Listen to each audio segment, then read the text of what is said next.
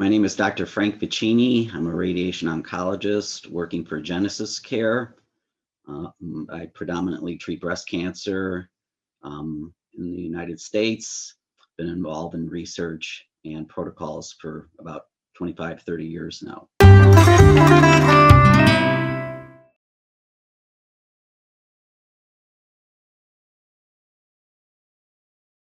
Radiation therapy treatments can be delivered and potentially should be delivered slightly differently for obese patients, but it relates not so much to the biological aspect of obesity, but to the technical aspects of the size of the breast, the shape of the breast, and things like that. In other words, as a radiation oncologist, we have to take into consideration the separation, the size of the breast, the distance between the entrance and exit points of the beam.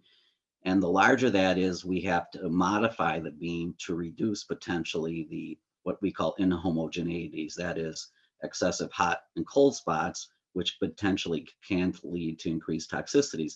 So there are certain things that we can do in obese or larger breasted patients.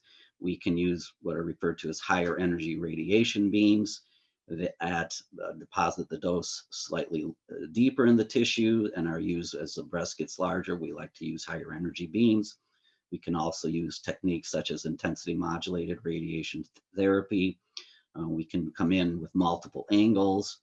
And certainly with larger breasted patients, although the trends in this country overall are to use hypofractionated techniques, that is, giving larger doses of radiation over a shorter period of time, we tend to go with conventional doses each time. In other words, lower doses per fraction, taking into consideration that we can potentially reduce the toxicities of radiation therapy by not accelerating the treatment.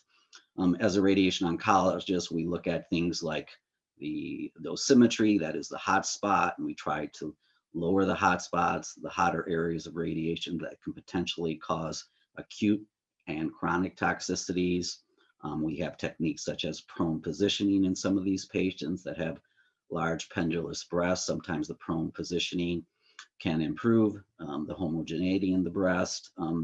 So in other words, again, obesity in and of itself is not a concern per se, in so much as the larger breast sizes, the pendulous types of breasts, the irregularly shaped breasts, where it becomes much more difficult to deliver a homogeneous dose of radiation in the breast such that you have less acute toxicities and an overall good cosmetic result when you're done.